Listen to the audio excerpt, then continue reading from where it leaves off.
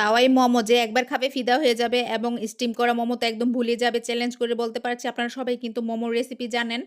নতুন করে এটা শিখানোর কিছু নাই। তবে এটার মধ্যে একটা টুইস্ট আছে সেটার জন্যই হচ্ছে আপনাদের সাথে শেয়ার করতে আসলাম আরকি। তো ১ম এ কিন্তু এখানে আমি চিকেনের যে বুকের অংশটা সেটা আমি খুব ভালো করে এভাবে কিমা করে নিয়েছি। আর এখানে পেঁয়াজ কুচি, কাঁচামরিচ কুচি দিয়ে আর হচ্ছে রসুন কুচি দিয়েছিলাম। সাথে দিয়েছিলাম সয়া সস আর একটুখানি লবণ। একদম সুন্দর করে মাখিয়ে কিছুক্ষণ রেখে দেব। আর এখানে কিন্তু ডো তৈরি করে রেখেছিলাম আমি প্রায় ০.৫ ঘন্টা আগে। তো এটা রেস্টে রেখে এখন এই যে বেলে নিয়ে মোমোর শিটগুলো কেটে নিয়েছি। আমি একটু ছোটই রেখেছি। আমার এই ছোট, ছোট ভালো লাগে। তারপর কিন্তু চিকেনের যেই কিমাটা সেটা কিন্তু আমি এখানে পরিমাণ মতো দিয়ে নিয়ে এখন ভাঁজ করে এভাবে শেপ করে ডিজাইন করে দিচ্ছি আরকি। মোমোর কিন্তু অনেক, অনেক ডিজাইন হয় সেটা কিন্তু আপনারা সবাই ভালো জানেন।